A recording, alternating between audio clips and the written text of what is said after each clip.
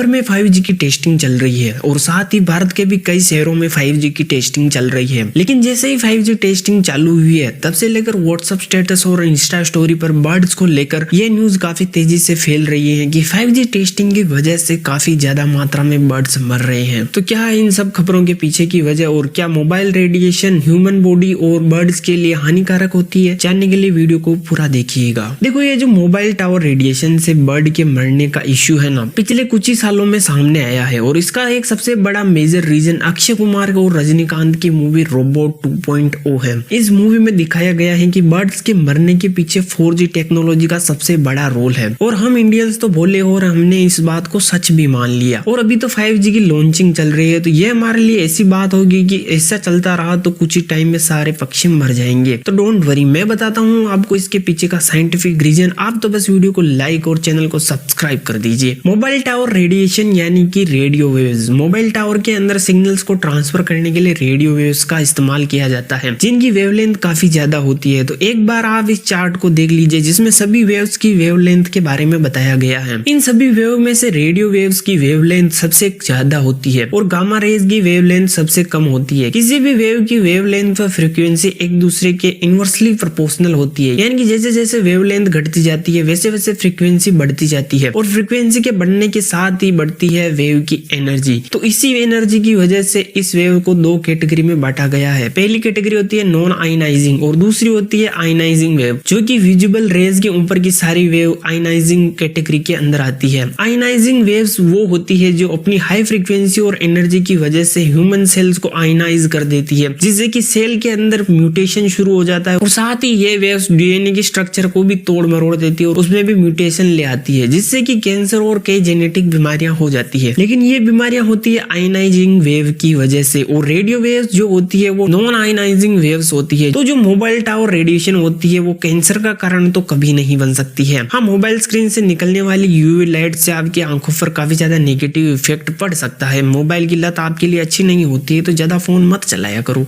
तो अब ये सवाल आता है कि मोबाइल टावर रेडिएशन से पक्षियों पर क्या फर्क पड़ता है। तो रिसर्चर्स की माने तो पिछले 60 सालों में हमने अपनी 80% वाइल्ड लाइफ को खो दिया और पिछले कुछ सालों में बर्ड्स की संख्या में भी काफी कमी आई है। लेकिन इसके पीछे मोबाइल टावर रेडिएशन का थोड़ा सा भी रोल नहीं है। इसके पीछे का सबसे बड़ा रीजन पक्षियों की आवास का उजड़ना और खेतों में काफी ज्यादा मात्रा में इंसेक्टिसाइड्स यानी कि कीटनाशक का प्रयोग करना है। तो छोटे छोटे इंसेक्ट्स के मर जाने की वजह से पक्षियों को भोजन नहीं मिल पाता है और पक्षी भी मर जाते हैं। रिपोर्ट्स के अनुसार पहले के लोग अपने घर के आगे पक्षियों को दाना डालते थे, लेकिन समय के साथ साथ ये चलन बंद हो गया। तो पक्षियों के मरने के पीछे का सबसे बड़ा रीजन खाने की कमी है, ना कि मोबाइल टावर रेडिएशन। एक और क्वेश्चन ये भी है कि व्हाट्सएप पर यह खबर भी फैलती है कि मोबाइल टावर रेडिएशन से एक का डिफॉर्मेशन हो जाता है, यानी कि अंडा बन ही नहीं पाता है। तो जो इलेक्ट्रोमैग्नेटिक रेडिएशन होती है वो एक फॉर्मेशन को इफेक्ट करती है, लेकिन ये रेडियो वेव्स पर लागू नहीं होता। ये लागू होता है माइक्रोवेव्स के ऊपर। कुछ बर्ड्स जैसे कि कबूतर नेविगेशन के लिए मैग्नेटिज्म का यूज करते हैं, लेकिन वो आई सेंसर को भी नेविगेशन में काम में लेते हैं। तो रेडियो वेव्स बर्ड नेविगेशन को कुछ हद तक डिस्टर्ब कर सकती है, लेकिन इतना नहीं कि उनसे किसी की मौत हो जाए। अगर वाकई आप बर्ड लाइफ को लेकर इतने ही ज्यादा सीरियस हो तो पक्षियों के लिए दाना डालो, उनके लिए पानी रखो। अगर आप गांव से हो तो अपने खेतों में पेस्टिसाइड्स और इंसेक्टिसाइड्स का कम यूज करो, जिससे पक्षियों के साथ साथ आप ह्यूमंस में भी फैल रही कई बीमारियों को रोक पाओगे। सो इस वीडियो में बस इतना ही। अगर वीडियो पसंद आया हो तो वीडियो को लाइक शेयर जरूर करना और चैनल पर पहली बार विजिट करे हो तो सब्सक्राइब कर देना। मिलते हैं अगली वीडियो में। जय हिंद।